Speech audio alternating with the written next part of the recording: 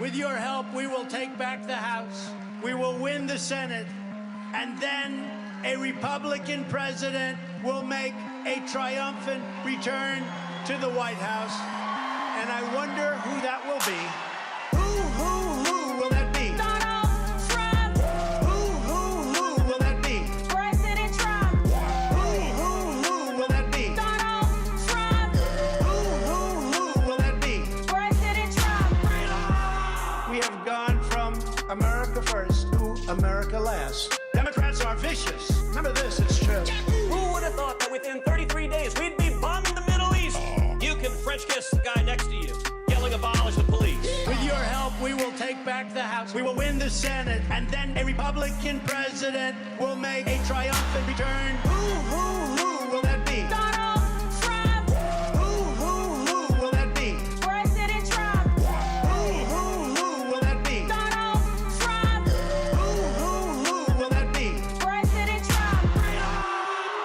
We take great pride in our country. We teach the truth about history. And we reject left-wing lunacy. Put the mask on! That's not funny! Put the mask on! Because ain't nobody having fun while the socialists are in charge. With your help, we will take back the House. We will win the Senate. And then a Republican president will make a triumphant return. Who will that be? Donald Trump.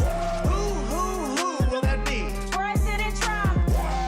Who will that be? Donald Trump. Who will that be? President Trump.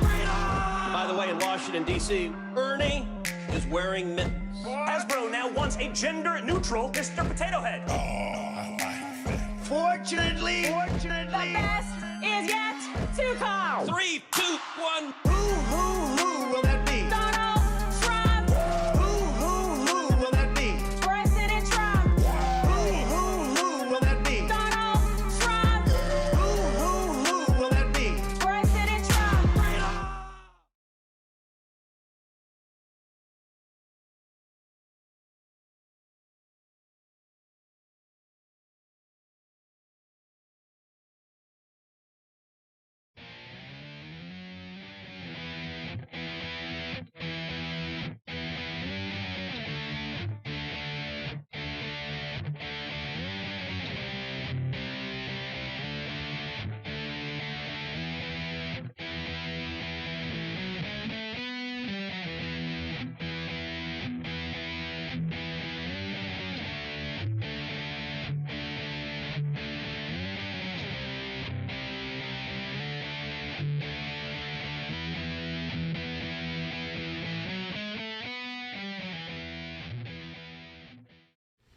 Good morning, good afternoon, or good evening, and welcome to the Vanguard. For Spike, I did not come up with a nickname today. Cohen, I am Matt Wright, and together we are traversing the muddied waters of freedom. Thank you all so much for tuning in and for your patience while we try to figure out why the internet hates us. We were having some streaming issues, but we did get it worked out. So welcome to the Muddy Waters of Freedom. Be sure to share this right now. Wherever you are watching or listening to this, share it right now. And if you haven't already, follow us or like us or whatever else you do on whatever platform you are watching or listening to this. And if it's on YouTube, be sure to subscribe. Press subscribe and also press the bell. Oh, I show you my phone, but I'm actually on my phone right now because my computer Wi-Fi is not working. And so you too can have your phone explode every time. I'm being told that my audio is low, so you'll want to turn up my audio. I'm working on that one right now. Okay. I hope that worked. I hope that one worked. Hey everybody, can you hear me now? Can you hear Spike now? Here we go. We're gonna see what they say. Anyway, if you can't hear me, I'm still seeing. Hopefully, oh no. Oh god. Oh no. Oh. Oh no. Still low. Still low. What? Hey. Hey. Hey. Hey. Hey. Neat. Wait, hang on. I may have a fix. It's not going to be a great one. Oh no. We are still working. Don't worry. I am doing everything in my power to make sure that you guys get Spike. It's not the mic. The mic is not the problem. I'm using the mic's here. This is the mic I'm using. This thing is not. This is not. This is just there. That's not how you use that.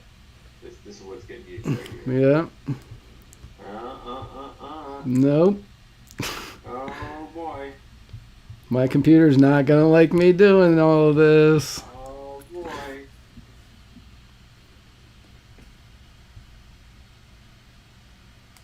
Yeah.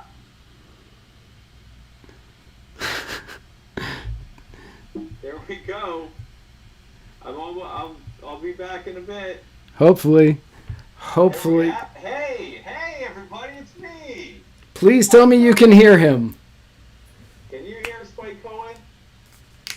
Thank you, Brent. I appreciate that. Thank you so much. That's good, because that might be all you get. This episode. Hey, I'm just going to do this the whole time. No.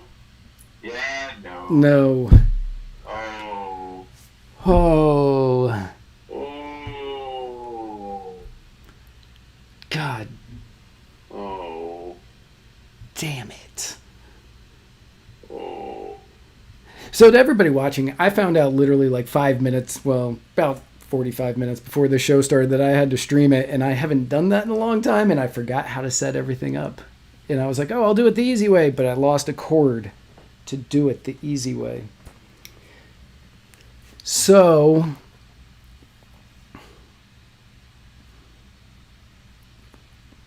should we postpone? Hey. Hey. Oh, and I think you have an echo. In addition. That's not surprising at all at this juncture. Oh, hey, guys. Catch me on Kennedy tomorrow at 8 o'clock.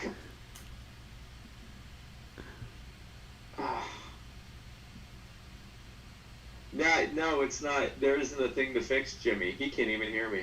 Poor Jimmy. Yeah. Yeah, the voice on the left is fine. Yeah, that makes sense. Yeah, That math checks. Hey! It's like an old CB radio. It is. So can you hear? You can't. So they can't hear me just very quietly. So if I talk like this. Oh, that's gonna be. Hey! That's gonna be awful. Hey! Keep talking. I'm Spike Cohen, and Yeah, you're gonna be. For some reason, all of a sudden, it started coming out of my computer and out of my earphones. Oh wow. Yeah, I have no. Yes. And it's getting worse. It's getting They worse. say it's the worst. I am betting. If I do that, I bet that it stops coming through my computer.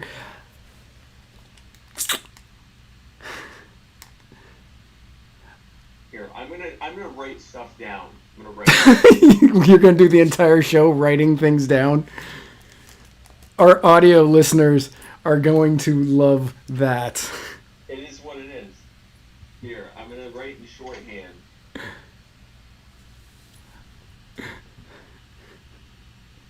Okay, so there's that.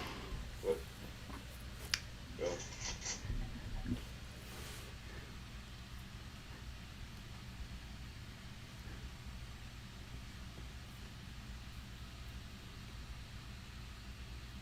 There you go.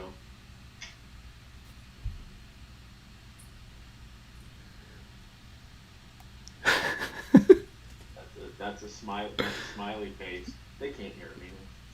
I don't know. They maybe. Let me know if anybody can hear Spike currently.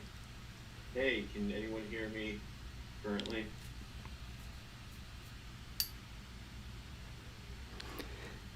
So Hannah, the reason that Spike isn't hosting is because his internet went out today. Because normally he would be, and trust me, You are not the only person on this planet that wishes that were the case. The other one is right here.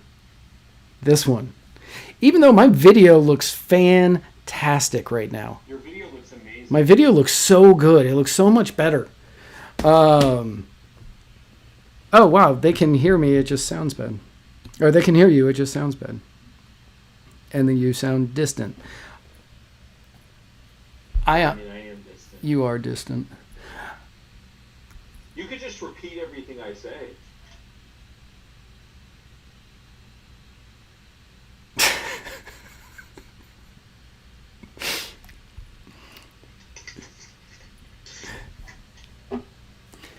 Our ratings are good. We got a lot of people tuning in to watch this. We do.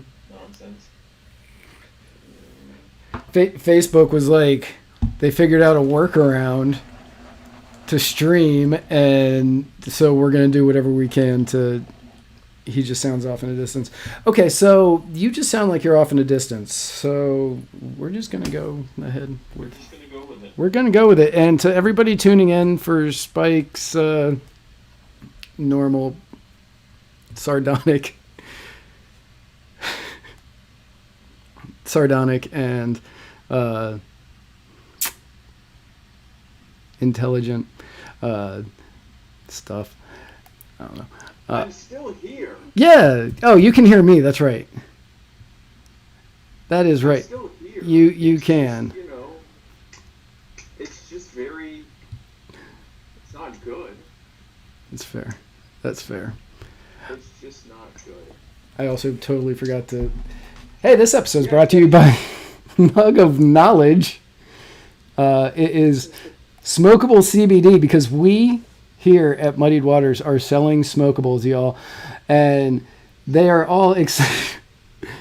You tell them about it, Spike. Well, I continue doing the stuff that I have to do that I forgot to do. Well, sure, I'd be happy to. They can't hear it, but I'll certainly... I mean, just speak as loudly as possible. Hey! Mug of Knowledge is not like the other Gravy King, too. Brought to you by the Gravy King. Gravy King! Also, back to Nug of Knowledge real quick. Yeah. Still King. Hang on. Still, This is why you're... Nug of Knowledge. The things, so Nug of Knowledge is also not your normal smokable CBD oil company like all the other ones. Nug of Knowledge also has a great program for people that can't afford it. They give it to them. Also, if you use checkout code SPIKE, you get 10% off over there at nugofknowledge.com. Hashtag SPIKE to get a discount on your weed.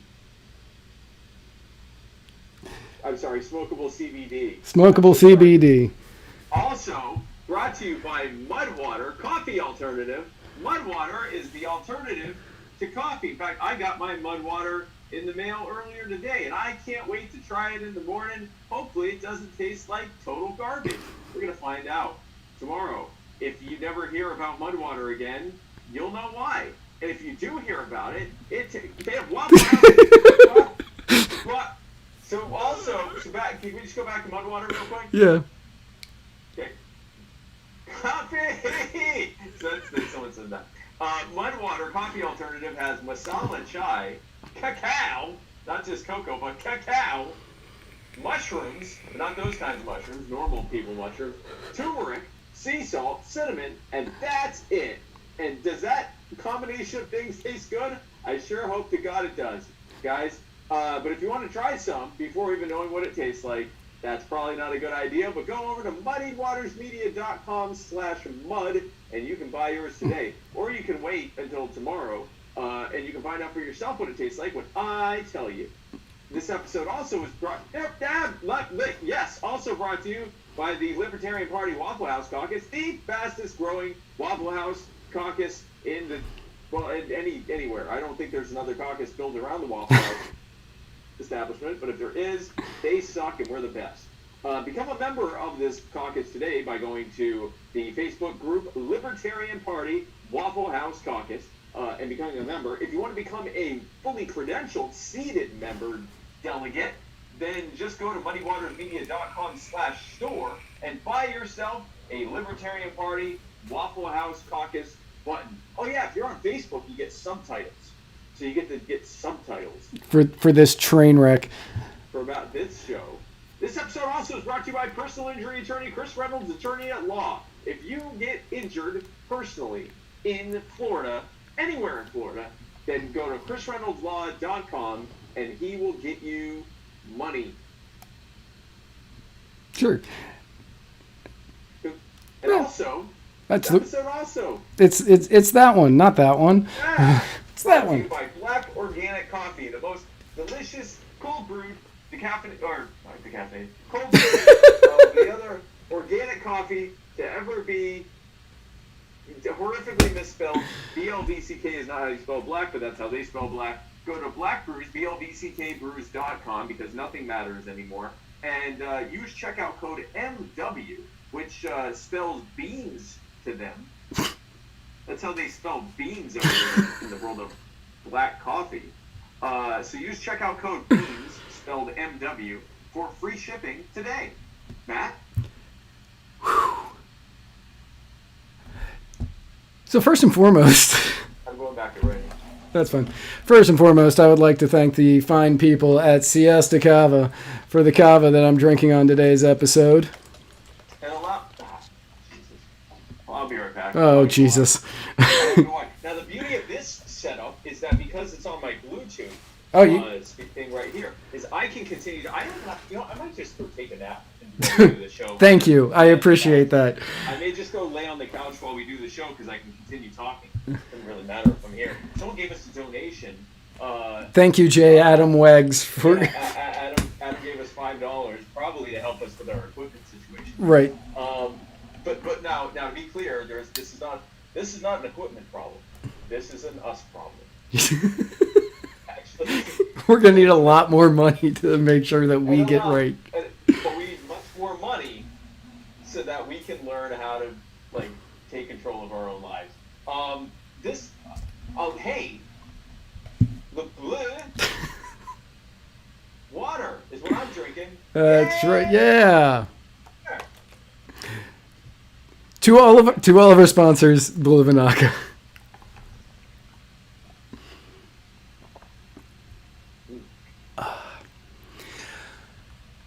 Whew. So. We're not going to be able to do the ASMR part because no one can hear me. I mean. Hey, everybody, how are you doing? Man, I can hear you so well, so it's really weird to me that they can't. It's not frustrating at all. Just really want you people to understand what I'm saying.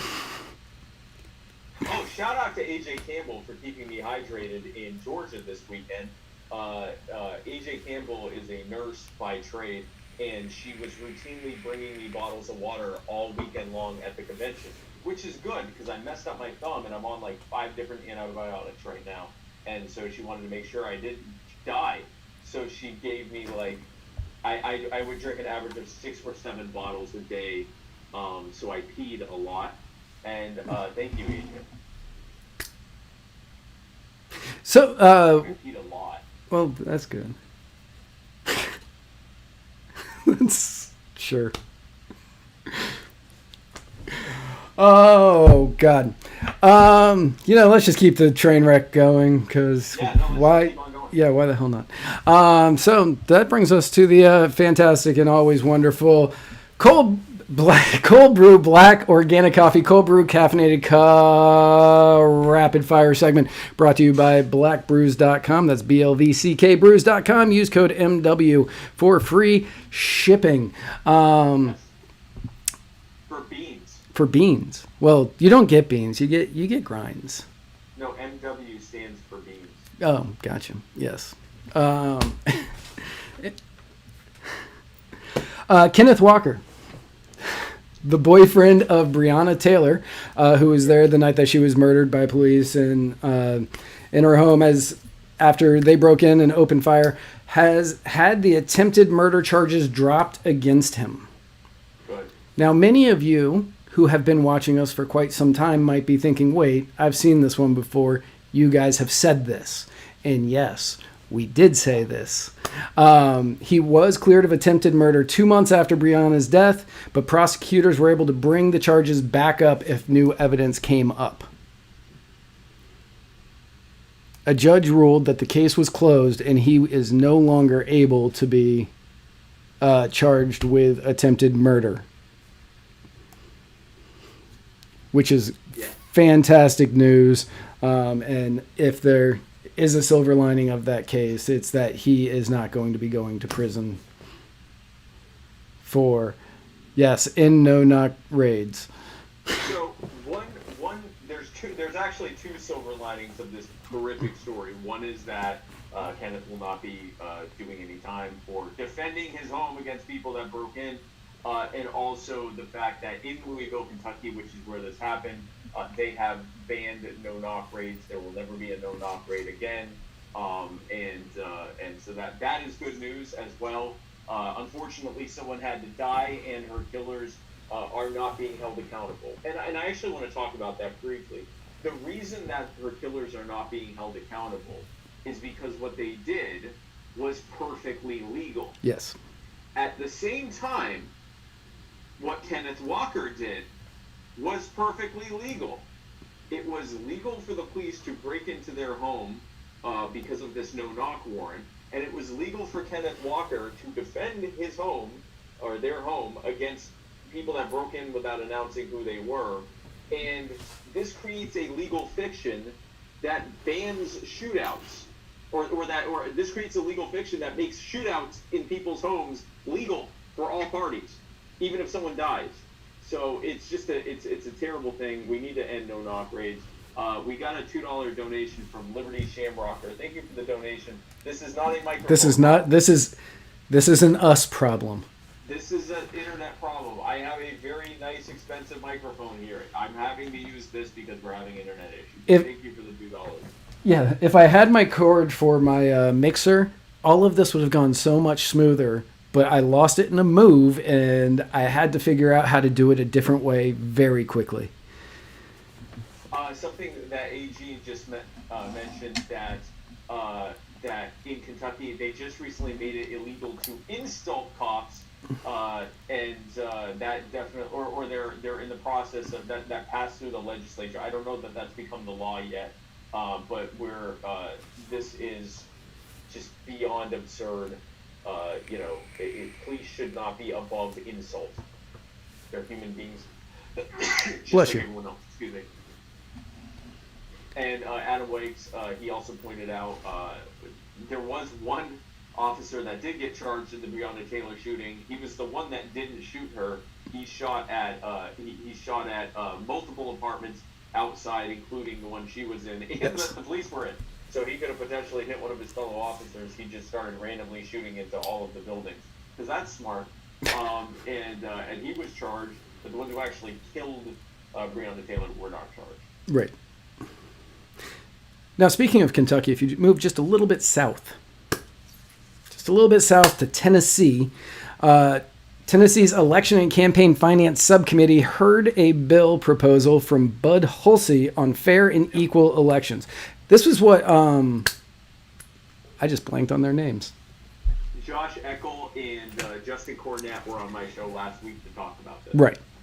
So they came on to My Fellow Americans last week to discuss this. And the bill was heard last Friday, I believe. Thursday or Friday.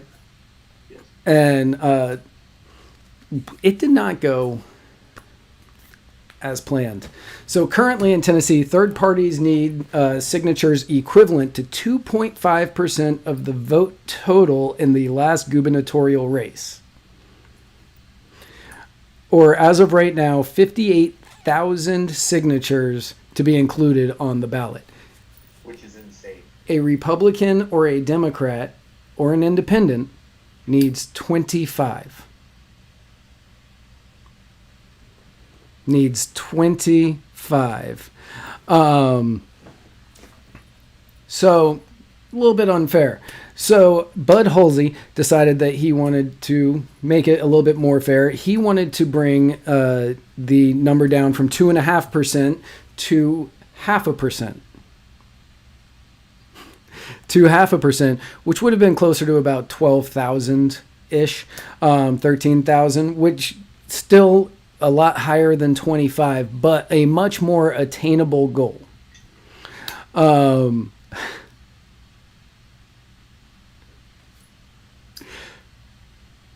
And again, it's not perfect, but it is a step, and our audio people are going to be so pissed.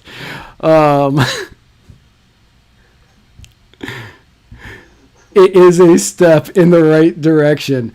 So let's really quickly listen to Representative Shaw and his arguments against why he thinks they need this bill. And please, dear God, I hope all of you can hear this.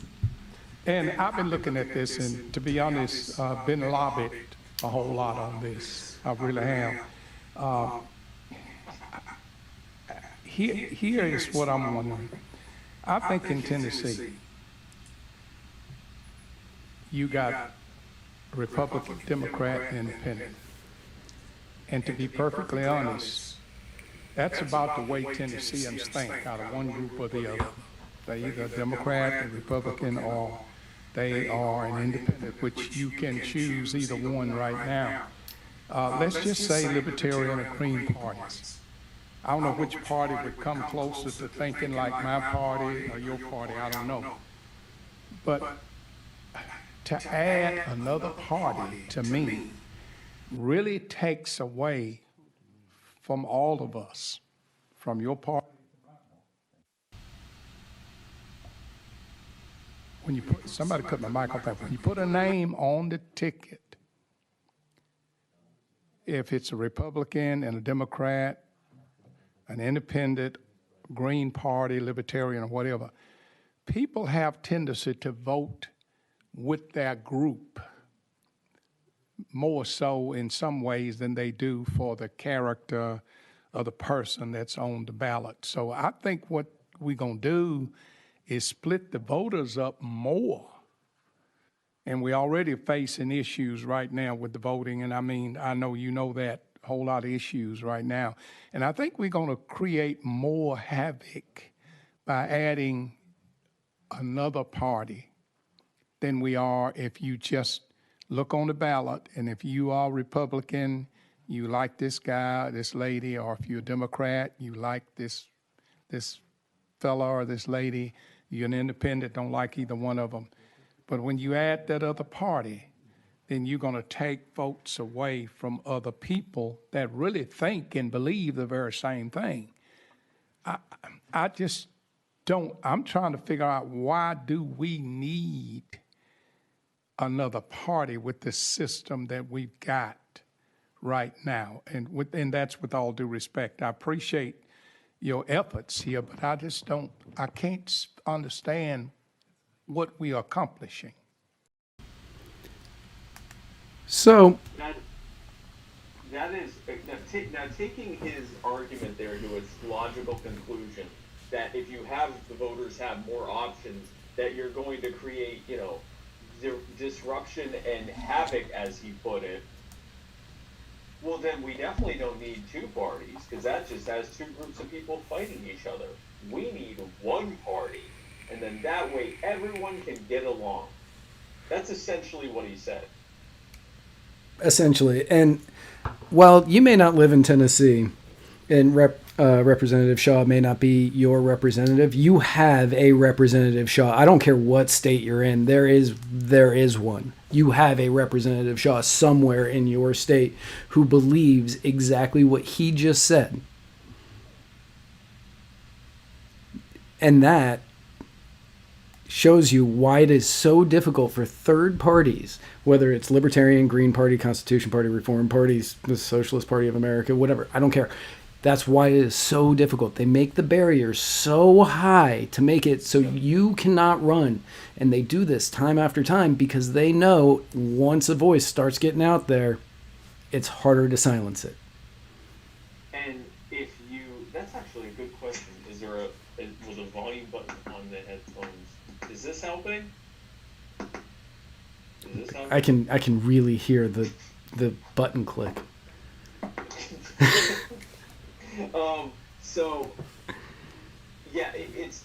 This is the mindset of Republicans is, well, there's only, and the other thing he was saying is that there's basically two ways of thinking. And if you have a problem with that, well, I don't know what to tell you. You got to pick one or two, and you're going to be splitting up those two different groups of people. And then he said people vote in their groups, which is, this is someone saying he wants to divide and conquer. He just can't come out and say that.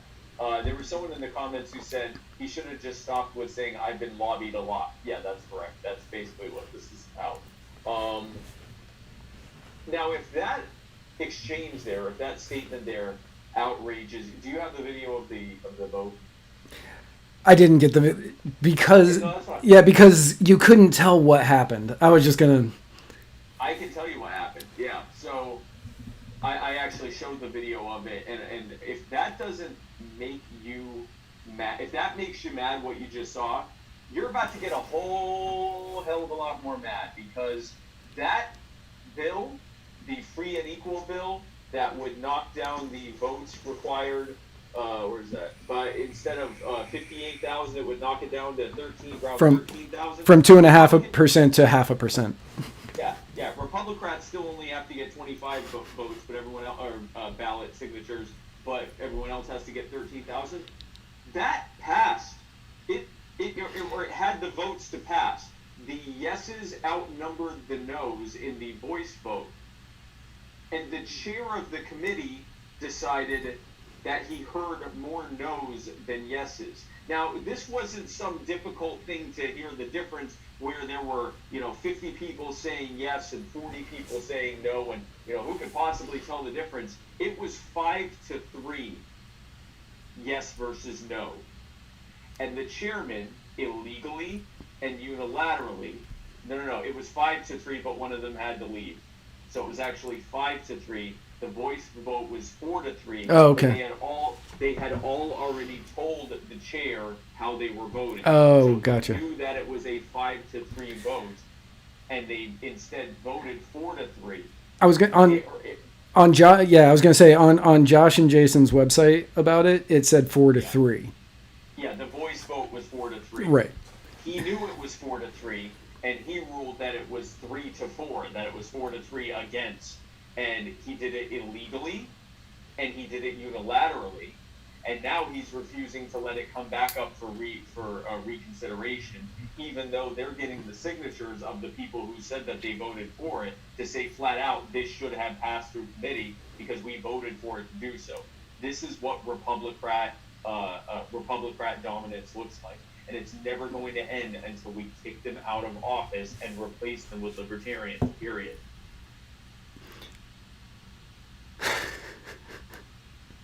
Chad Eagleton said Chris Reynolds took your mic away because you kept cutting your lips.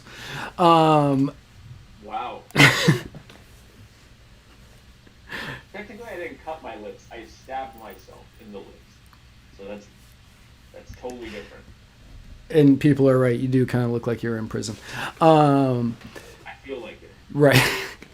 So do all of our audio listeners on this episode. Studied sounds of Spike's microphone. Right. Okay. So, but yeah, I watched the entire 20-minute video of this or whatever it was, and everything about this was egregious. The only person in there was Bud Halsey, who he's a Republican who was fighting for minority parties, and I was like, yeah. All right, good on you. Good on you for understanding that they want a different vote, that they want a new voice, they want somebody else out there. Good on you for fighting for this. Yes. To Representative Shaw and to the chairman, fuck you.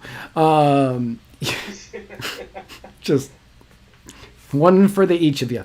Yeah, seriously. And they are the... I'm coming back. That's fair. They are what is wrong with our entire system. They don't want you to hear these voices. They don't want you to hear the different voices, the different candidates. They want to make sure that the smaller candidates, the minority parties, don't make it on the ballot, because once those candidates make it on the ballot and their voices start being heard, they know that they won't get reelected. Yep. We are now at a point where we have to kick them out to make sure that we win what we need to win.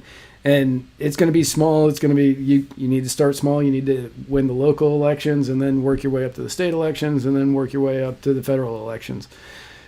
Many times what a lot of us do is we get really hung up on winning the presidency and then we kind of fall off. And while it is important for us to run for president so that way we can grow the party and all that, you need to keep the fire going because you need to run locally. If you are somebody who's interested in running locally, you need to be able to run locally. You need to try to win. You need to take the seats locally, show them that your ideas can work, and then you will move up to the next level, to the next level, to the next level. I'm pantomiming what we need to do. Thank you.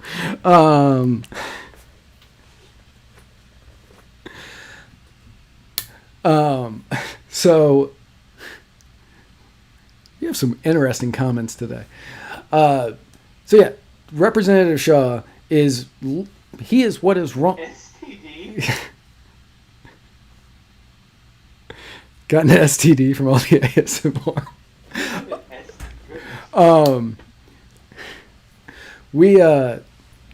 If you're somebody out there who's interested in running, I'm certain that I know somebody who can help you get in on how you're supposed to do that properly.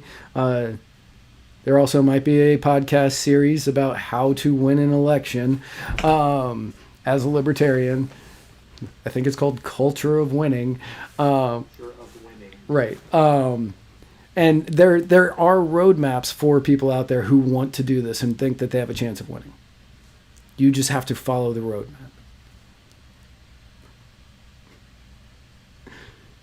And you know who else is trying to follow a roadmap? Dianne Feinstein. Wow. That's amazing. Yeah, sure. I mean, she is going after assault weapons again. She is going after assault weapons again. She is one of the people who helped write the 1994 assault weapons ban, and after it expired in 2004, she has been working to get assault weapons banned once again. She has failed every single time, but people are really thinking that this is going to be her year.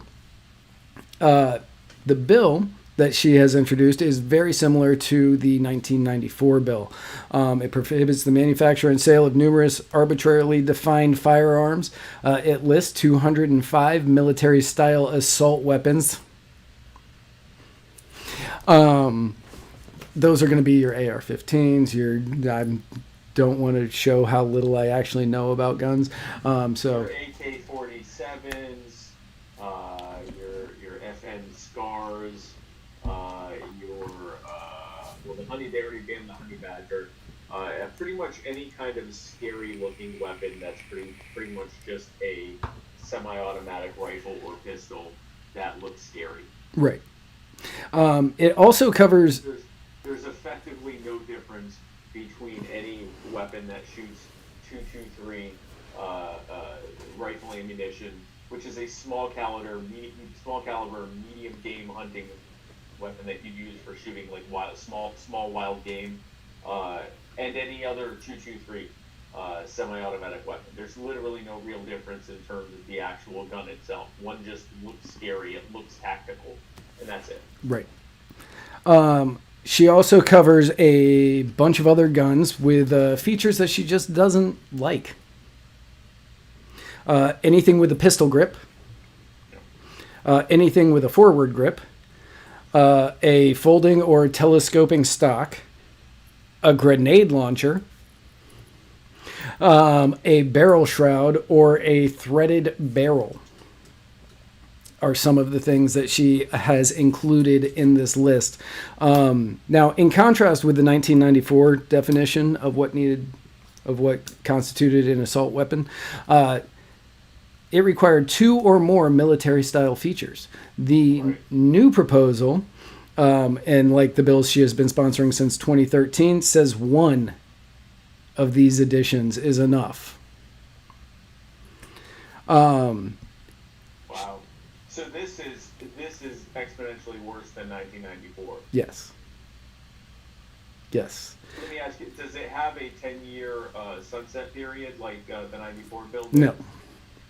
Oh, so it's way worse. Wow, this is way worse. So the 94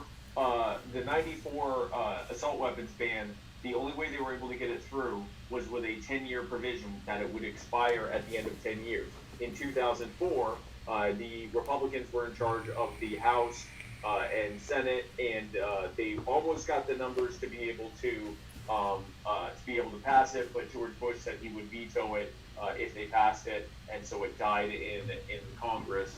One of the few good things that George Bush did, George W. Bush, shout out to W, he said he would veto it, and so they didn't vote for it, and it died. This one will be permanent, and that is, wow. Yeah.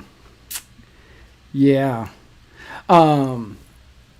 Bayonet mounts, which were on the 1994, are no longer listed. No longer listed. But she did list the barrel shroud. And for anybody who doesn't know, that's a covering that protects the shooter's hand from the heat generated by firing a rifle, has been included. And a rocket launcher that she had on the 2013 bill has been taken off, but grenade launcher still on there. Yeah, because there's no rocket launchers on rifles, but so she's making it illegal to shield your hand from heat. Understand what these things that she's banning are pieces of metal and plastic. Like, this is not some advanced, for those who aren't gun people, this is not some advanced engineered, advanced machinery technology. It's pieces of metal and plastic. Even the machinery involved in making a semi-automatic weapon an automatic weapon is really just a couple of changes in the positioning and the setup of the metal itself. Like, these are it's like saying you can have this pen, but you can't have it if it has this. It's a salt pen. Like, these are the most stupid and arbitrary things that make owning a weapon actually less safe. You're gonna now have, if it's a twisty bottom, you're okay. Yeah. But we don't, no automatic. Yeah, no, that's fine. No, but even the same bottle, so like this bottle of water, perfectly fine. Like, that's literally what she's doing with this bill. That is essentially, yes, that is what is happening with this bill. And it is going to be going to hearings, I believe, tomorrow or the next day. So they are trying to push this one through as quickly as possible. Yeah, hope so. Contact your representative, contact your senators, tell them that this thing is completely unacceptable.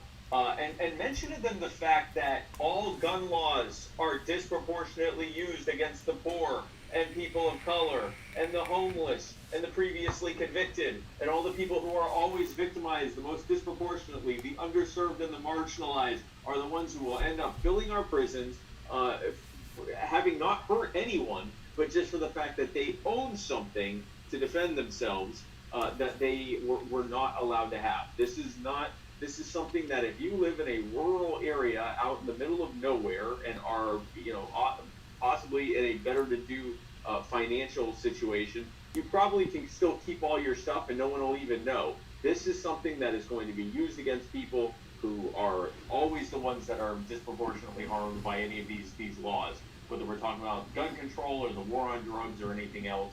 You can't go around marching around and saying Black Lives Matter and then turn around and throw black people in jail for having scary black guns. Enough of this. Yep. And if you want to know about people who are disproportionately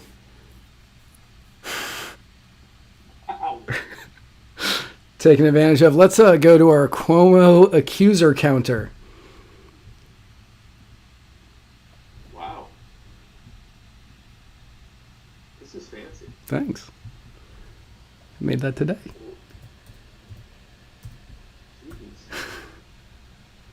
We're up to 7? We're up to 7. We are up to 7 now. Wow. That's right. 7 new people, or well, 2 new people since last week. And that woman still has not called for Cuomo's resignation. Really meant to look up her name before the show. The one that said that we need to have him not be in office anymore. If there's any more? Right. Yeah. She has still not called for his resignation. So yeah. AOC has. AOC has. So has Bill de Blasio. Yep. And multiple other New York Democrats and Democrats across the country. Cuomo is now becoming a pariah of the Democratic Party, and it is so much fun to watch. Well, so here's the thing. I believe that New York does not have a mechanism for recalls. So he can conceivably refuse to step down, and the only recourse they have is to try to primary him the next time around to keep him from running as a Democrat again. And he could conceivably win that, and if he wins the Democrat primary, he's more than likely going to win the gubernatorial race. He's not going to be able to run for president after this. No, I mean, he murdered 13,000 New Yorkers. Oh, they don't care. They don't care about it. The Democrats do 100%. The people that have been telling you that you are a murderer if you walk outside with a mask do not care that Mario Cuomo had policies that killed over 13,000 people by shoving COVID patients in the nursing homes and then lied about it to the authorities. They do not care. You say you're against lockdowns. You say that you don't like the mask mandates or whatever. You're a murderer and you're a scumbag and you should be canceled. Mario Cuomo shoves COVID patients into nursing homes and then lies to the feds about how many people it killed. No problem whatsoever. But don't you dare touch a woman's head. That's what and that's fine. You shouldn't touch a woman's head. You shouldn't be a skeezy old man Agreed. Trying to talk to young women about if they like having sex with old men and stuff like that. He's a scumbag on that too. But I mean, let's talk priorities here. He sexually harassed 7 and counting women. He murdered 13,000 people. So it's not even like, it's not that he sexually harassed. Like, he can't. I don't know if it's considered sexual harassment. It's not sexual assault. It's maybe sexual harassment. Like, it's harassment. Is it? It's a type of harassment. Okay. I haven't heard anybody actually call it that, but it's hard to find somebody calling it that in mainstream media because they're looking out. They're giving him the kid glove treatment. Right. It's sexual harassment. You don't have to actually assault anyone. It's sexual harassment, and he even got physical a couple times. So it's like a really low-level sexual assault, but it's like sexual harassment, especially because a lot of the people he was harassing, he was in a position of direct authority over them, not just as governor, but as their boss. Yeah. He's a real scumbag, and he'll probably not have to step down. He may end up getting primaried or just not run again, but his shot of being president is it's done. Yeah, it is done. Yeah. Absolutely done. You know who's not done? Yes. Personal injury attorney Chris Reynolds, attorney at law. The sponsor of the personal injury attorney Chris Reynolds, attorney at law. Anchor call in moment. This is the time in our show in which you, our wonderful, loved guests, viewers, listeners, watchers, whatever you want to call yourselves, you get to go to anchor.fm/muddiedwaters, and you can leave us messages that we will play live on the air. And if you are so inclined and want shows with better audio, give us money. You can give us money, and if you want this show not to suck, then you too can give us money. Please give us money so that way we can do that. But first, before because I'm not 100% sure that Anchor is going to work, so I wanted to show. We got an email from somebody whose name I'm not going to say. I took it out, but. This person wanted to tell us how he became a libertarian. Not that one. That one. Matt and Spike, I've been listening to your guys' podcast for a while now and wanted to share how I became libertarian. I grew up around conservative Republicans, but my grandparents were Democrats. I realized Dems and Repubs were pretty much the same when I came out as gay at 18. My conservative parents were absolutely against me coming out as gay, and to my surprise, so were my Democrat grandparents. This made me start looking into different political parties because I felt left out from both parties, even though one party says they are for the people of the LGBTQ community. After much research, I found that the Libertarian Party has been the true party of championing the rights of LGBTQ people since the party's beginnings. I wanted to thank you guys for your work fighting for freedom. And thank you. Thank you. I don't know if you are watching tonight, but if you are, thank you. We like hearing these stories. Yeah, thank you. And it's true. The Libertarian Party has been fighting for things like ending the government restrictions on marriage for same-sex couples and even for polyamorous people back when the majority of Republicans and Democrats still thought people should go to jail for being gay. So we've always been at the forefront of LGBTQ rights, and not because we see them as a special interest group to pander to, but because it fits in our philosophy of individual rights. We believe in the rights of every person to be who they are without being controlled by others, especially by government, or forced into an arrangement that they don't like. And that includes LGBTQ people. So we are happy and glad to have you here, and thank you so much for sharing your story. Yeah. So now it's time for the actual personal injury attorney, Chris Reynolds, attorney at law, anchor call-in moment. And please, dear God, work. Our first call is from Alex from Virginia. Hello. Alex from Virginia calling in on the personal Reynolds attorney, anchor Chris at call-in while a moment injury. I have a question today for the two of you. That's like Joe Biden speaking, and I felt like I just had a stroke. Yeah. And get ready for the second half of this show, because that's how all of you are going to feel. About the stimulus bill, quote unquote, that just passed. And as we all know, for the low price of $5,700 plus interest, we could receive $1,400. Terms and conditions may apply. Contact your local government scam artist for more details. And my question about that is, it seemed to me like the Democrats wanted the $2,000 checks. They went down to $1,400 in order to kind of appease the Republicans, and still none of the Republicans voted for it. And now I predict that the Democrats want cry about it. How accurate of a prediction do you think that might turn out to be? Thank you. So I think I think what he's asking, I was still stuck on the Joe Biden stroke beginning. I think what he's asking is, are Democrats just going to start passing whatever they want at this time and not even worry about the Republicans? And to that, no, I don't think so. The Republicans still have the filibuster in the Senate until the Democrats get rid of it. And that's if the Democrats get rid of it. I'm not going to even go out on a limb and say that they're going to. But if they get rid of it, you might have some issues. But right now you have Joe Manchin and Kristen Sinema, who are wielding so much power in the Senate. They understand what would absolutely hurt their communities. Joe Manchin, West Virginia, he knows what would hurt his communities, and he knows what will get him reelected, or kicked out of office. He is one of the people who is going to possibly put a stop to things like the gun laws, and to $15 minimum wages, and to new taxes. Potentially.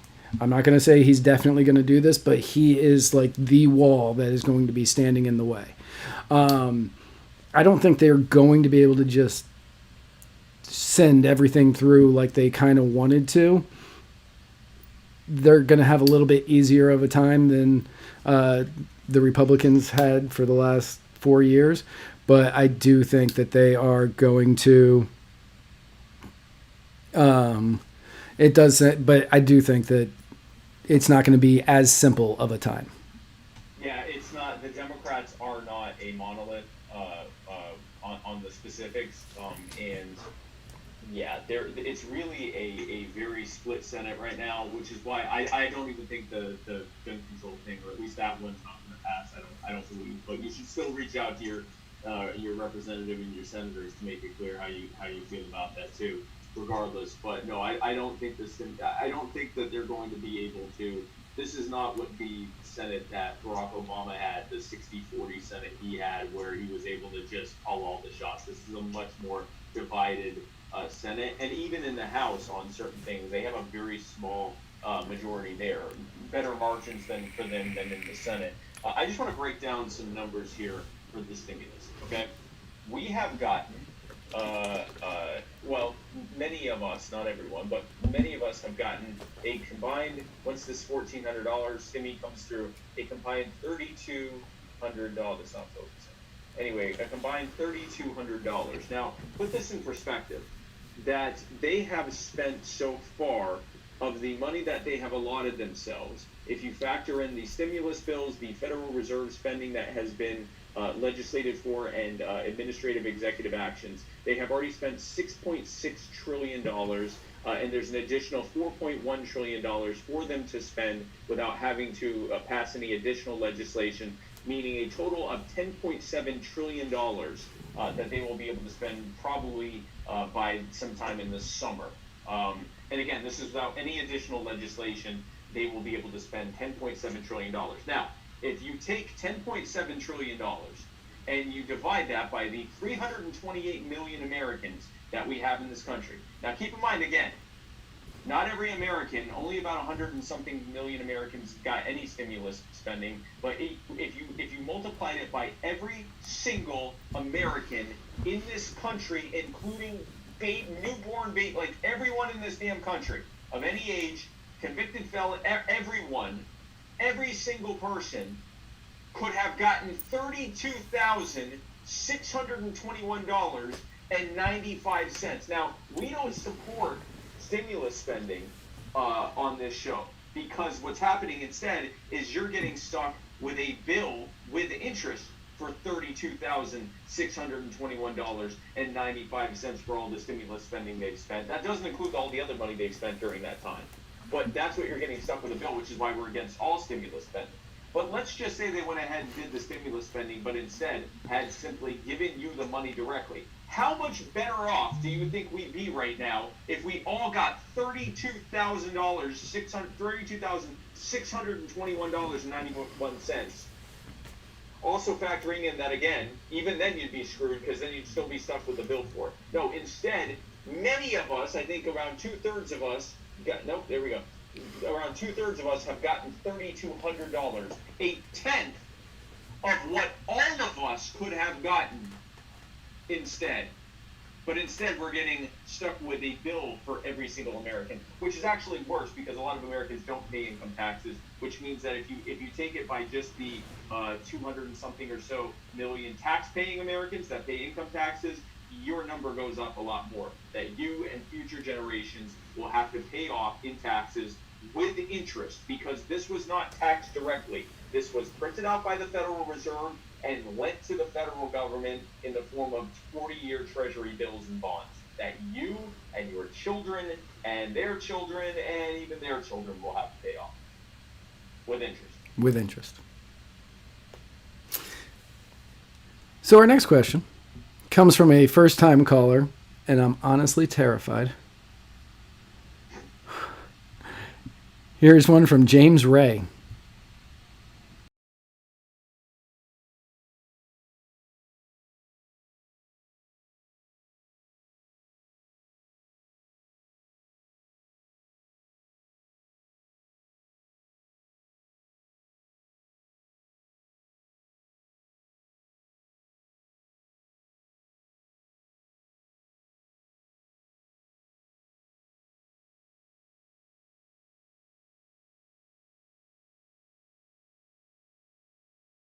More batshit insane than I thought. And it's not just insane medically, it's also insane agriculturally, because seeds cannabis seeds don't act that way. You can't just set them for that. Anyway, they're insane. Have a good day. They could hear it at the end. Okay, so I can't mute my mic. Okay, so what James was saying is he's lost a lot of faith in the Republicans in Florida for some reason, because they have a 10% THC limit on the it's a 10% THC limit on cannabis, and there's no possible way to legislate the percentage of you can cultivate cannabis to have different varying levels, but you can't be like, hey, cannabis seed, don't you dare have a single fraction more than 10% THC. Right. It doesn't work that way. It doesn't work that way. But James, if you're shocked by that, man, come on. You've been living in Florida a lot longer than I have.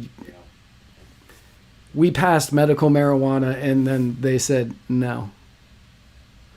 They're just like, no, you're not going to get that. And then they ended up having to give it to us, but they gave us the worst version of medical marijuana potentially ever. Nothing about this is new. It's not surprising. And small government Republicans don't believe in weed, so...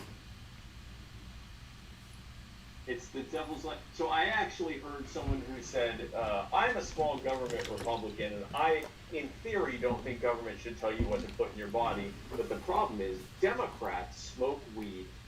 And if people smoke weed, they're going to turn into Democrats.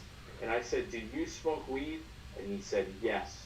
And I said, are you a Democrat? And he said, no, but a lot of them are. And I said, well, I will have you know that you're an idiot because of what you just said. But also, when I smoked weed, I was a Republican. Shortly after I stopped smoking weed and everything else that I was consuming, allegedly, shortly after, I became a libertarian. So it was actually in my sobriety that I stopped being a Republican. Yep. Yeah, it was in my sobriety that I stopped being a Republican, too. Yeah, it turns out that the devil's lettuce will turn you into conservative. So, yeah. Here is our next question from the laser legend himself, Matthew Hicks.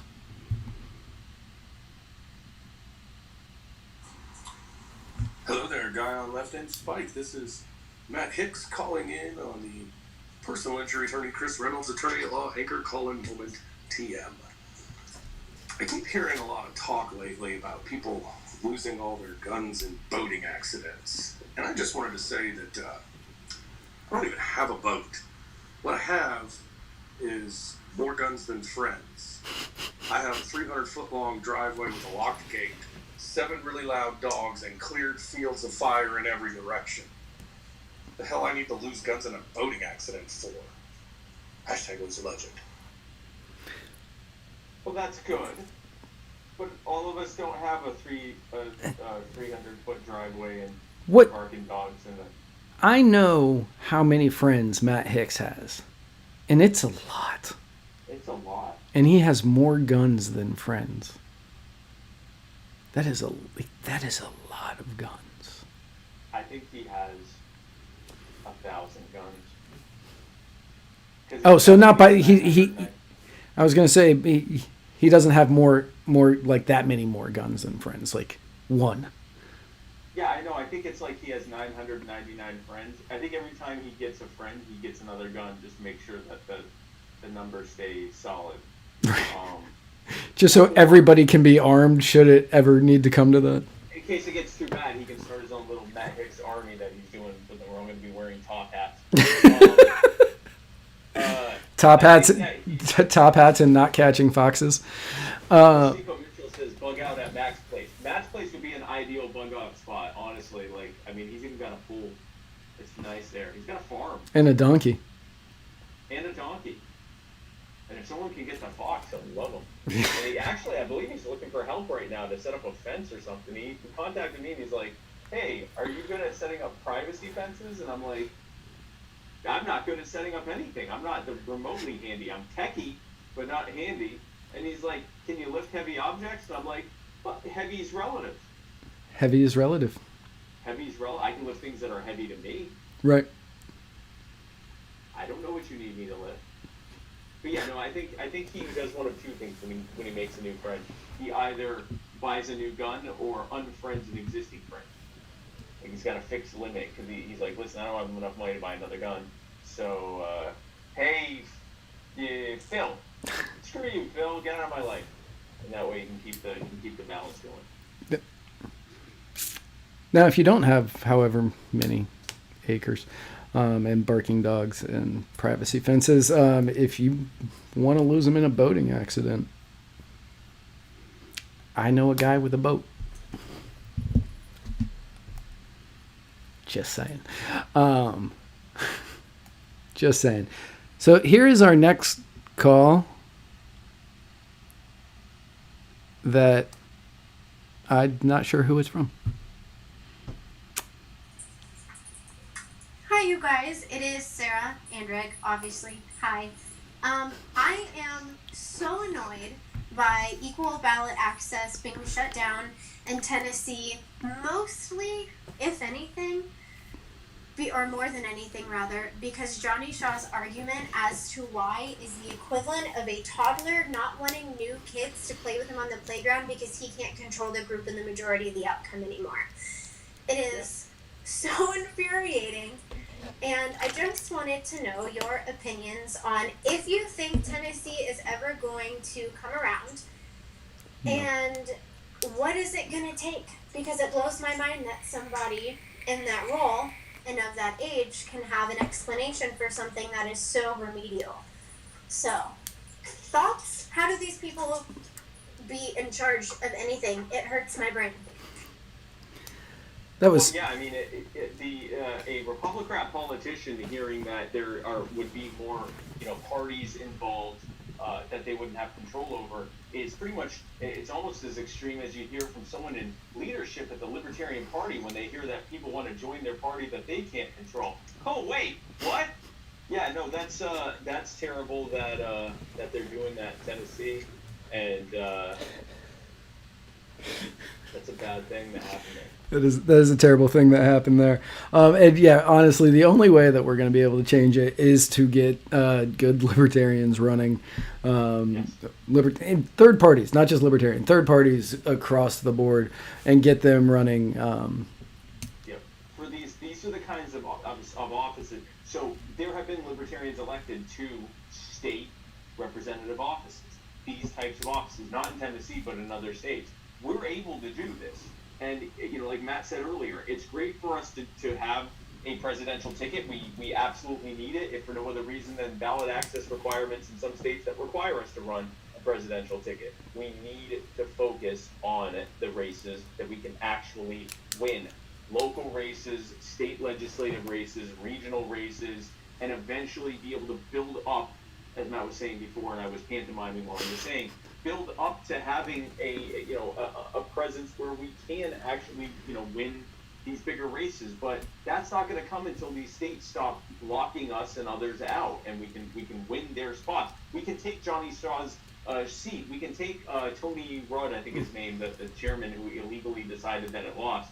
We can take his seat. We can take these people's seats, and then we can change things so that across the ballot, federal all the way down to local, people have more choices. We can get in things like ranked choice voting. That happens at the state level. So let's go win those races. We actually can win them. Let's go do that.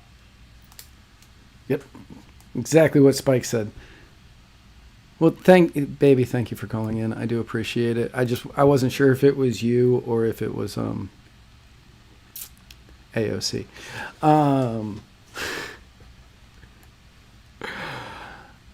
And that's the last call of the personal injury attorney, Chris Reynolds, attorney at law, anchored call-in moment.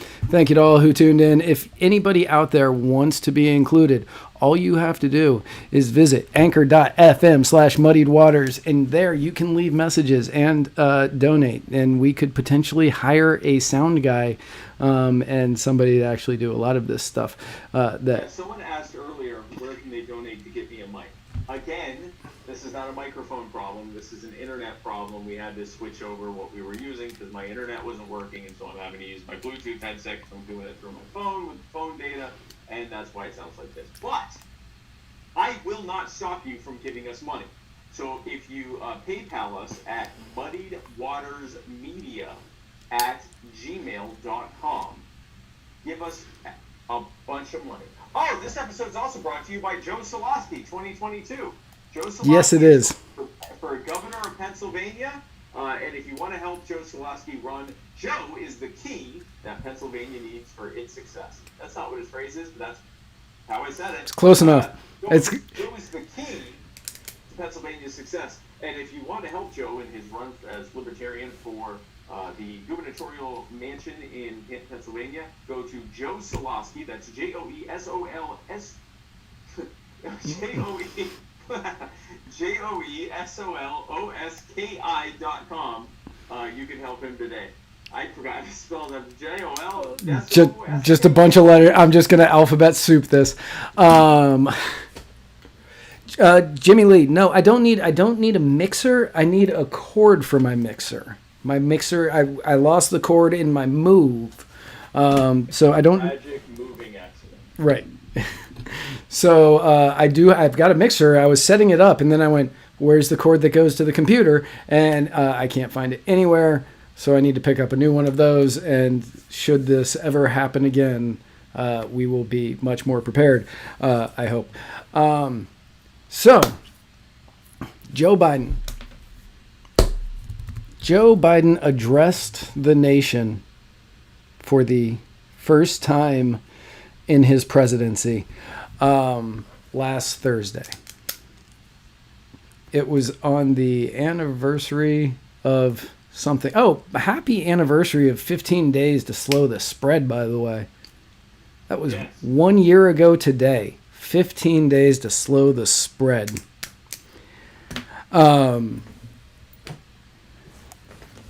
So we're almost there. I mean, we're really close. Joe Biden said when he got elected, 100 days, if everybody wear a mask for 100 days, all you have to do is wear a mask for 100 days and we'll be through this. We'll be through the worst of this.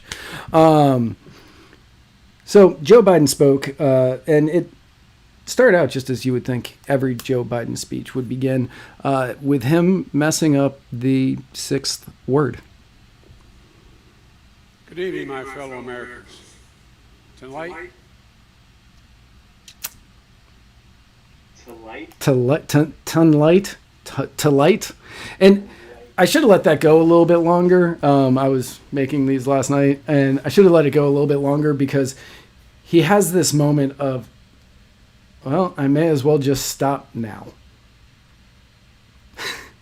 Like, he just kind of stares at it for a second like, nope, messed up that word. But he was there to speak of the 1 year anniversary of America on lockdown and where we're going. Now, throughout the speech, he was throwing out a lot of facts that were carefully cultivated. They were carefully worded to make sure that they weren't exactly false, but he really, really missed on this one. Nope, not that one. That one. I carry a card in my pocket with the number of Americans who have died from COVID to date. It's on the back of my schedule. As of now, total deaths in America, 527,726. That's more deaths than in World War I, World War II, Vietnam War, and 9/11 combined. Now, no, it's not. No, it's not. Definitely not. You would think that this one would be relatively easy to check before they state it, but they didn't. The actual death totals: 9/11, we had 2,977. Vietnam, 58,000. These are just by the way, these are American deaths. Yeah. Maybe not on 9/11, but the rest of them are. Vietnam, 58,220. World War II, 405,399. World War I, 116,516, for a grand total of 583,112. Now, what he actually said was that's how many people died. Now, if you include all the people across the world, World War II had roughly 11 million people die. The White House started walking this back immediately, and they said, these are Americans who died in combat during those wars, which, yes, that actually would have made it true by about, but it's not what he said. He left out Americans and in combat. Yeah, and also, who wants to bet that that's going to... Raise your hand, sitting at home, watching or listening to this, if you think... that he's going to get fact-checked for saying that. So... Yeah. Now, he thinks that people who share that video clip or quote him and say he said it and correct it are going to get fact-checked by an article saying, well, it's missing context, and then explain how he misspoke, and that later his team clarified it, so therefore... quoting his own words is false. Right.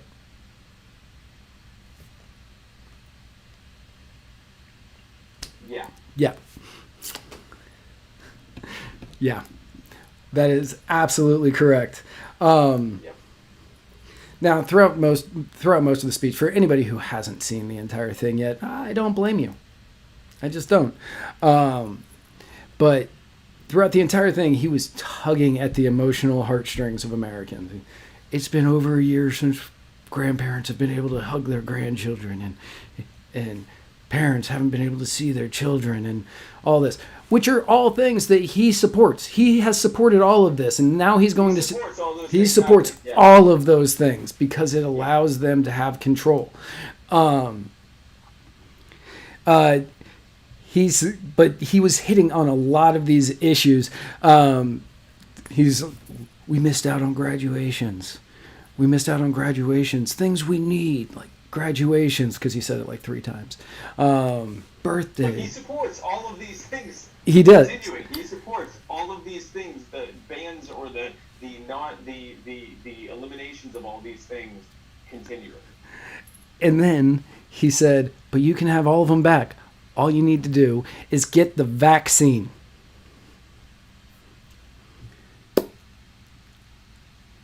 now he's threatening people with continued alienation in their life if they don't put something that was created a few months ago in their body, even though it's still undergoing trials. I just want to point out to everyone, and we support right to try. You should be able to, if you want to take the vaccine, you should take the vaccine. You should be able to get it. All of these restrictions on who can and can't get the all that should be gone. You should be able to get it whenever you want to get it, if you want to get it. I totally 100% support people getting the vaccine if they want to do so, even long before that they're in trial. They're still in trial. They are still conducting safety trials and efficacy trials to know, is this safe? Is it safe long term?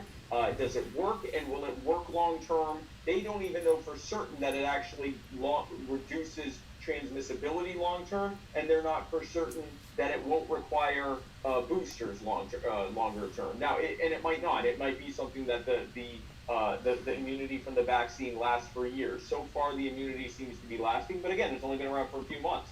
It might fade after 6 to 12 months. We don't know. We don't know. But the point is, we don't know. So telling the entire planet, which is what a presidential address is, telling an entire planet, if you want to be able to see your grandma, you got to take a vaccine, that we're still deciding if it's fully safe and fully effective yet, is just, it is... Yeah. So... I can't come up with a word for it. He insinuated that the CDC, not the government, not like the actual elected government, not the state governments or the local governments or you, the individual, have the ultimate authority over our own personal freedoms. But he insinuated that the CDC has a lot of that, has a lot of the authority over that by referencing the report that came out last Monday. With new guidance from the Centers for Disease Control and Prevention, the CDC, that came out on Monday, it means simply this. Millions and millions of grandparents who went months without being able to hug their grandkids can now do so. And the more people are fully vaccinated, the CD will continue to provide additional guidance on what you can do in the workplace, places of worship with your friends, as well as travel.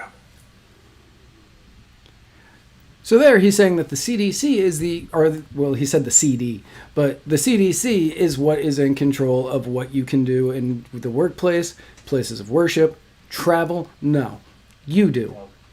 You have this authority. If you don't work for yourself, your boss has this authority. But anywhere, the CDC does not have this authority. Now, he said that the CDC, he referenced the report that the CDC came out with. I don't know if he read that report, because in that report, he would have noticed this. After a bunch of different stuff, the only thing you really need to see is that last highlighted part that says daily case and death growth rates before implementation of mask mandates were not statistically different from the reference period. Now, had he been paying attention to that report at all, he probably would not have said this. Too often, we've turned against one another. A mask, the easiest thing to do to save lives. Sometimes it divides us. That's weird, because the CDC said in their report Monday, daily case and death growth rates before implementation of mask mandates were not statistically different from the reference period. Because masks are not an effective way to slow the spread of the virus when you're telling everyone that it protects you from the virus. If without the mask, people stay a few feet away from each other, but with a mask, they feel like they have a freaking force field on, so now they're all next to each other. I see it. I flew over the last 12 months, actually over the last 10 months, I have flown 80 different flights. Literally, I have gotten on an airplane 80 times, okay? And I have seen in airports people packed together like sardines, not just in the airplanes, but in the airports themselves. Because, by the way, a lot of the airports shut down because they weren't letting people in during the quarantine periods. So that meant more people were having to go into fewer airports, which meant they were even shoved closer together. Turns out rationing stuff and limiting stuff isn't a good way to get people from being close together, because we still all have to do things. So they had us shoved together, but thankfully we're wearing masks. I am watching people who can't hear each other because it's already loud in the airport, and so you don't realize when you aren't able to see someone's mouth, it's harder to hear what they're saying, especially when there's a bunch of other noise. So then people are getting this close to, what was that you said? I said that I'm going to gate C7. B7, now C7, and I'm watching their masks do this from the heavy, the breathing and talking that they're doing. Right at the masks are almost touching each other. Well, C7, no, D7, but they're convinced I'm safe right now. Now, if instead they were told, hey, Schmuck, this thing is keeping most particulates from leaving your mask, but it's a fucking virus. You can't stop the virus. The mask, along with continuing to stay away from others, or staying a few feet away from others, helps to reduce it down. But you can't then be all close to each other. You guys will not be wearing it. It would be better if you had to choose one or the other, not have them wear a mask, so that they're still staying, at least 3, and I'm not saying 8 feet away from each other and all that garbage, because what they told you is unless someone's coughing or sneezing, you can still be within 6 feet of someone, but it takes several minutes of being in close contact with them to actually spread the virus asymptomatically. As much as 8 to 15 minutes of just sitting there within a few feet of them while they talk. Last year and this year combined, actually just last year, over a 6-month period, I did 35 states, 70-something flights, 60-something flights. I did roughly 100 campaign events.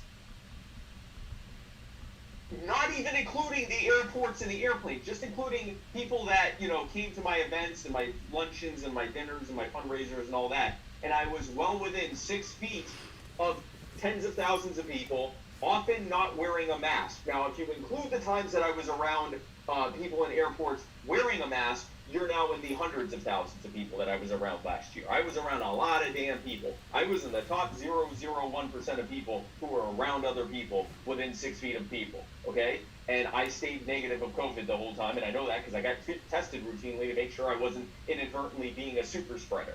And the way I was able to do that was that unless I was on an airplane where I literally couldn't be a few feet away from other people, I stayed a few feet away from other people. I stayed like 2-3 feet away from someone. Come on, is it C7? No, yeah. Why don't you stay over there, Schmuck?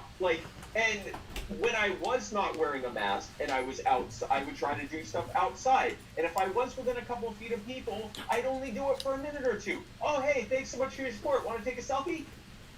And then I'd say, hey, thank you for your support. Then I'd go walk to the next person. You can stay safe and not have to do this. But just telling everyone what Joe Biden did, which is we can stop deaths by just everyone wearing a mask, is the bullshit that's going to make it go on longer, because no, it doesn't. No, it doesn't. No one said it did. Sorry. Justico Mitchell wants to know if you can define schmuck. Yes, a schmuck is someone who gets on national fucking television and says, yes, we can stop deaths by wearing a mask, when we know that wearing a mask doesn't stop deaths. Now, so wear a mask. Now, so many people are big on, we still need to wear the mask. We still need to wear a mask. Joe Biden, obviously, as he said it throughout his entire speech. Thankfully, yes, thankfully.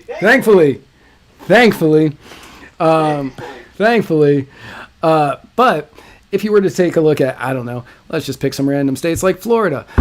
Florida counties where the mask mandate was removed versus Florida counties where the mask mandate was not removed. As you can see, the spread, the arc, the hockey stick, whatever you want to call it, kind of followed the same pattern. But in the area where there was no mask mandate, it was lower. This is the difference between people who go, you know what, I'm gonna make some choices for myself, and people going, hey, we're all wearing masks. That means I can go kiss someone so long as we both got masks on. Just kiss through the mask. Now we're safe. That's the difference. Can you put that back up again? Well, I was gonna say we can use Arizona as well. There we go. Same thing. One group, hey, I'm going to make choices for myself because I'm an adult. The other one's going, mask! Yeah!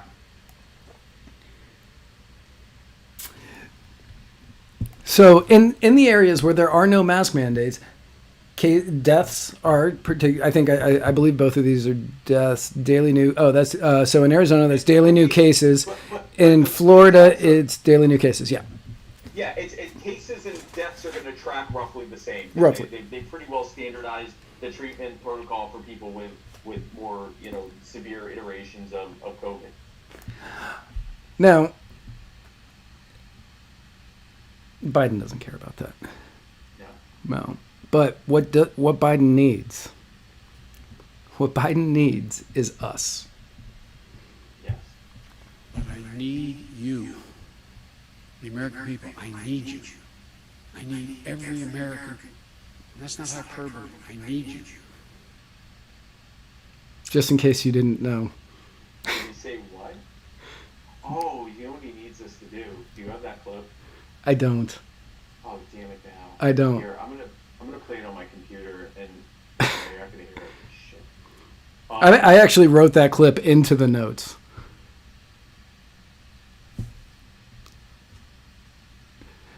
So what he needs us to do, back when he was at Walter Reed Medical Center, back when he was in Walter Reed kind of concern. By the way, you just heard what he whispers the little girl. I need you. I need you. I need you. America, I need you. I need each and every one of you. Each and every one. I need you. That summer's eve. I need you. Yes. I need you. I need you. Did someone Mario Cuomo him already? Oh, I'm sorry, they already did. And his vice president candidate said, I believe his Andrew Cuomo. And they, what did I say, Mario Cuomo? Yeah, his dad. That's a little darker. Can someone, Andrew, sorry, let me not get a Secret Service visit. Can he be Andrew Cuomo? Yeah, not Mario Cuomo. Not Mario Cuomo.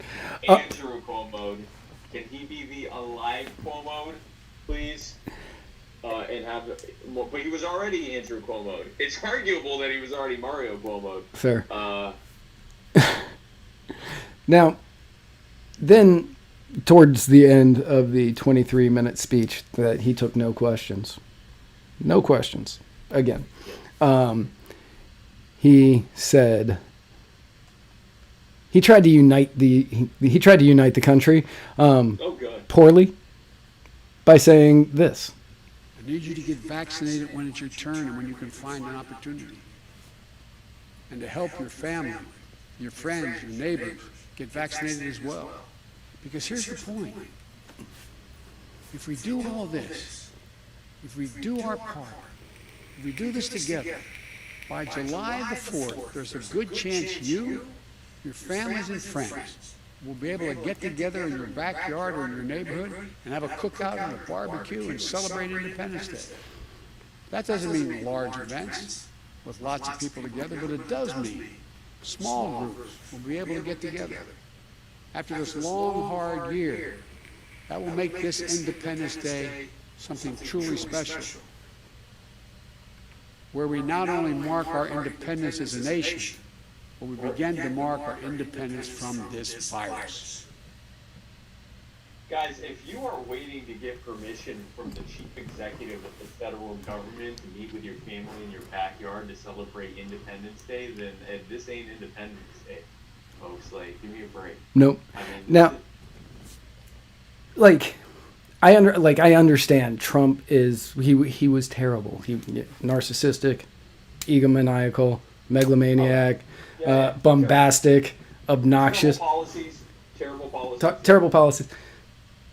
But Trump giving this speech would have been completely different from Biden giving this speech. Yes. Trump's would have been similar to something along the lines of, okay, so listen, this 4th of July, it's going to be the best 4th of July in the history of July. It's just the greatest. It's going to be fantastic. The best 4th of July since... It's going to be the best 4th of July since Julius Caesar made July. And in fact, that guy had some good ideas. Let's just call it Trump-lie from now on. This 4th of Trump-lie is going to be fantastic. It's going to be just great. It's going to be wonderful. We're going to be block parties everywhere. It's going to be mandated. Block parties everywhere. July Trump. Trump-lie the 4th. Trump-lie the Trump. Trump-lie the Trump. Trump. Trump. Trump. Trump. Trump. Trump. Trump. But now, granted, obnoxious, bombastic, but I would rather have the block parties in the street. Oh, I would take Trump-lie the Trump right now. Oh, yeah, Trump-lie the Trump all day. This dystopian nightmare that this schmuck is provoking.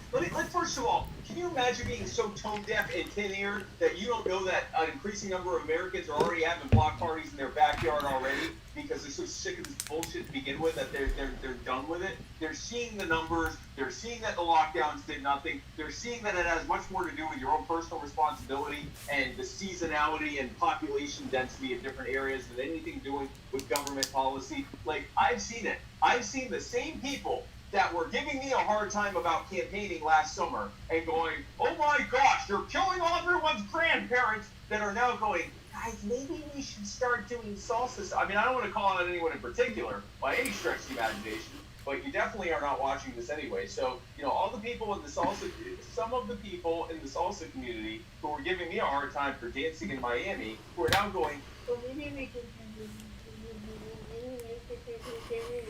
There was a very small subset of agoraphobic, hypochondriac misanthropes who are still going to listen to Joe Biden's thing and go, well, I still don't want to go outside, but it'll be nice if other people can. We are done with this and have been for a while.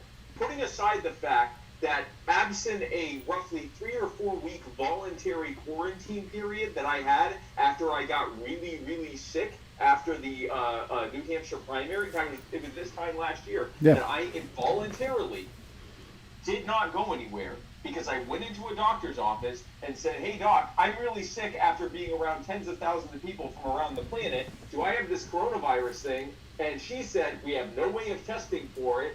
You're negative for the flu and you're not doing too hot, so if you could have COVID, so just stay home for at least 2 or 3 weeks. I stayed home for almost a month just to be safe and was making anti-lockdown videos from home. From right over there, I made anti-lockdown videos. And this is how far back that was. When I was making those videos, many of the comments were from people going, you moron, they're never going to do that here. Yeah, they'll do that in China and Italy and the UK and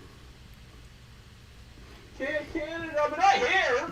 You idiot. And within a month, all of those same people were saying, half of them were saying, oh my God, you were right. And the other half were going, you idiot, if you go outside, you're killing your grandmother. I have been living my life largely the same way that I would have lived my life without these mandates to the best extent that I can, because obviously in some areas you legally could not because of lockdown, and so have many other people. And you know why we didn't get COVID? Because we didn't act like schmucks. Can you define schmuck? Again, a schmuck is someone who gets on national, it's a Yiddish word for someone who gets on national television and tells everyone that despite all scientific evidence to the contrary, if you wear a mask, then you are going to stop people from dying. Especially when you pretend that it gives you magical protection powers against a highly virulent microscopic pathogen, and that you can then go around the world and just, hey, everybody, I wear a mask, it's fine now. Get really close because you can't hear what I'm saying. We're all there together, we're all talking at the same time, so none of us can hear each other, and you can't even differentiate who's talking from who. So I'm gonna get real close to you, and that'll fix it. And now we're breathing on each other, but it's okay because we're wearing a mask. That's a schmuck. That's a schmuck.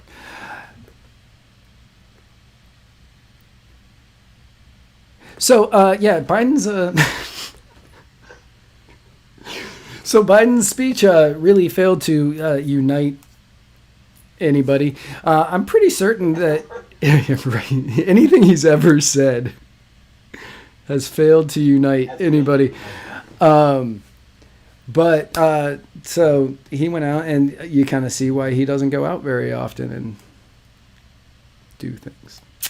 Unless it was, what was it, hours after signing the federal mask mandate where you have to wear a mask on federal property, he and his extended family went and stood in front, went to the Lincoln Memorial, which last I checked was federal property, and stood there looking like he was lost. But all of them were were not wearing masks. Yep. And they're all dead now. No one? Oh.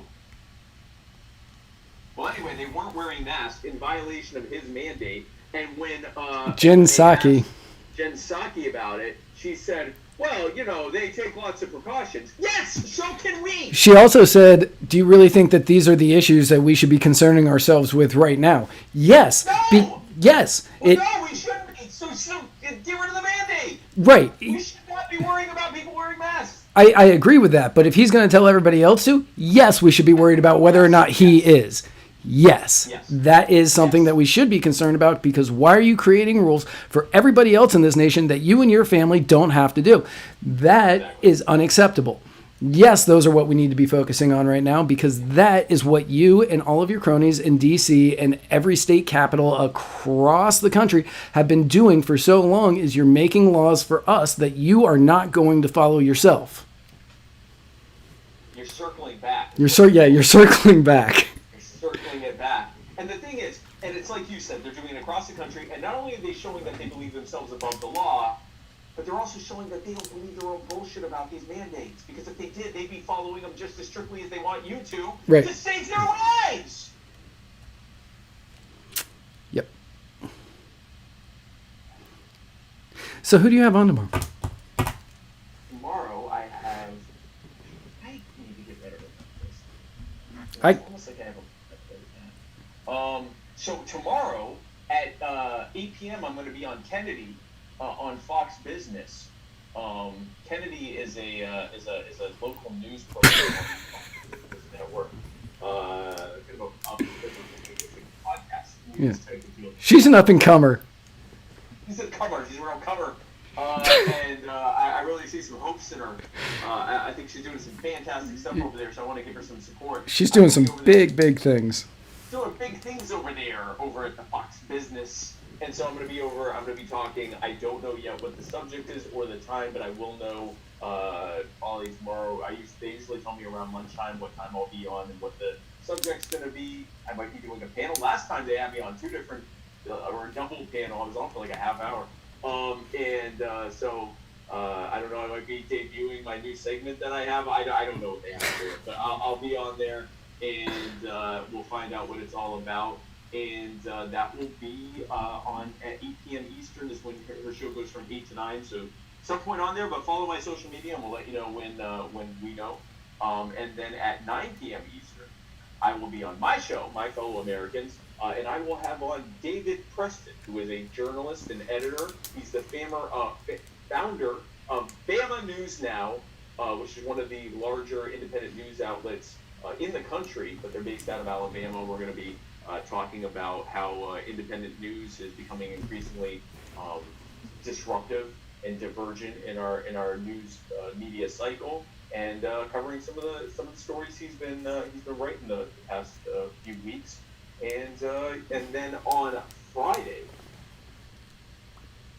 and Saturday and Sunday, well, part of Sunday, on Friday and Saturday, the 19th and 20th of April 2021, March of 2021. The 19th and 20th of March 2021 on Friday and Saturday, I will be in beautiful Huntsville, Alabama, for the Libertarian Party of Alabama's convention, where the keynote speaker will be John Mond. We're kind of trading off of each other. I love John. We were in Georgia this last weekend, and I was the keynote there, and he gave the final speech there. He gave the closing speech there. In Alabama, I believe that we're going to do the opposite, where he's going to be the keynote speaker and I'm going to give the closing speech. So we become bookends for each other. I love it. And then I will be also a special live guest on the Seth and Willie Fred show. We'll have to get permission from Joe Biden to make sure that we can have that many people together in someone's backyard. But we're going to be doing the Seth and Willie Fred show at 8:30 on Saturday. And then join us right back here on Tuesday, the 23rd of March. That's the month we're in. For another spandiferous episode of the Muddy Waters of Free, where Matt Wright and I parse through the week's events like the sweet little monkeys that we are. And then next Wednesday, monkeys. Next Wednesday, my guest is Scott Horton. Oh, wow. Yeah. That's next Wednesday. This Wednesday is David Preston. Next Wednesday, Scott Horton. See me this weekend in Alabama. We're also having a brunch in Alabama. I just found out on Sunday the 21st. And I'll be giving farewell comments. So I'm going to be talking a lot this weekend, all over the Bama. Are you going to be near Birmingham? I wasn't actually listening. I don't know if Huntsville's near Birmingham. I have no clue. Let me see. Probably not close enough. There's a great restaurant that you can't eat at now that I'm thinking about it. Yeah, sorry. I don't know why I was going to tell you about it. There's a great restaurant in Birmingham, Alabama. Well, thankfully and unfortunately, I am not. Huntsville is kind of square between Nashville and Birmingham. Yeah. Yeah. So to everybody else out there, in Muddied Watersville. Thank you for tuning in. And if you happen... Matt, hey, I have a question. Before we go, quick question. If someone were to try to find us on the internet, is that even possible? And if so, how? You know, it would be possible. For those of you out there who, not for this episode, but for many of our episodes, are like the old school listeners who enjoy listening to the sweet, sultry, dulcet tones of our... Not want to hear this You episode. probably don't want to hear this episode. So terrible for the people listening to this. Oh. What a nightmare. It must have been For all of you out there listening on anchor.fm/muddied waters, Hey, everybody. thank you for listening. We appreciate you listening. Thank you. God, that is awful when you do that. That is so bad. It's like ringing in my ears. So, yeah, because you hear it louder. Yeah, you get a really tinny kind of sound in the background. Oh, that's terrible. But if you go to anchor.fm/muddied waters, Go there now. you can leave us messages that we will play live on the air. We love to hear them. We do. And you can also donate us money that we will use to buy better equipment or hire somebody to do the equipment stuff. Oh my God, I want to hire someone so bad. I want to hire somebody so badly. Oh my God.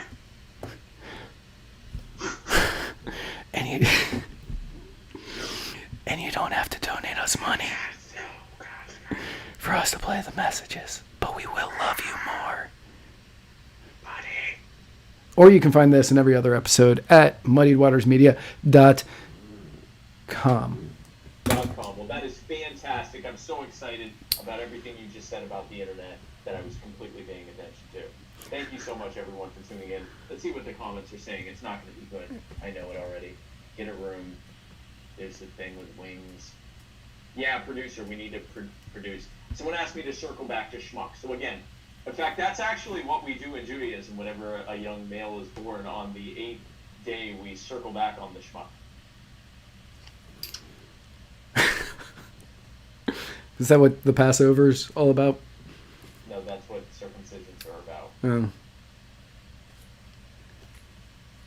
Go.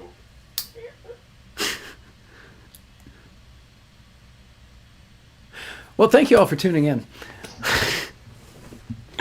We definitely appreciate you tuning in for the train wreck that is episode 186. Yes. Is next Next week's 187.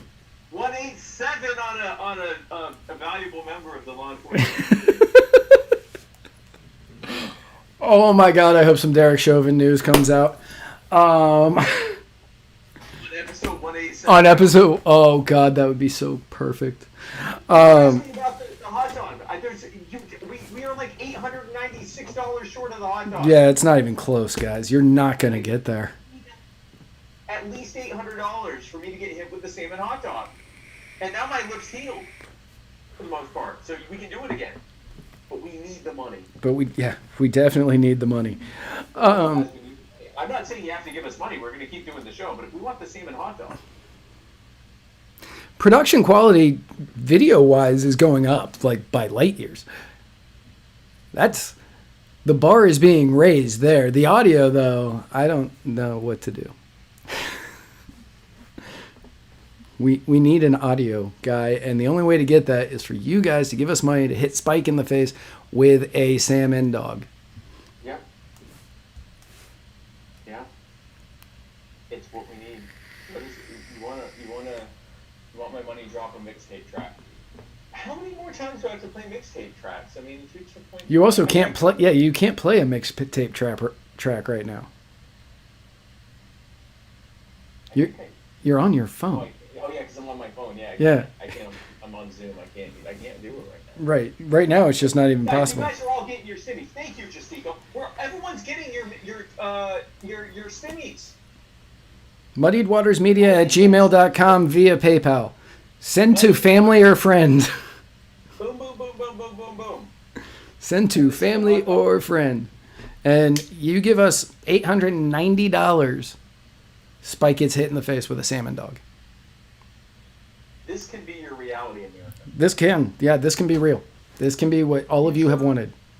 Future President Spike Cohen, apparently, because that's what I'm now referring to on Kennedy. She seems to know what she's talking about. Can get hit with a salmon hot dog, thereby completely dismantling any future hopes of him being president.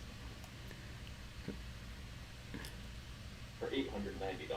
For $890 more, yes. That's a steal. You want to take me off the market for running for president?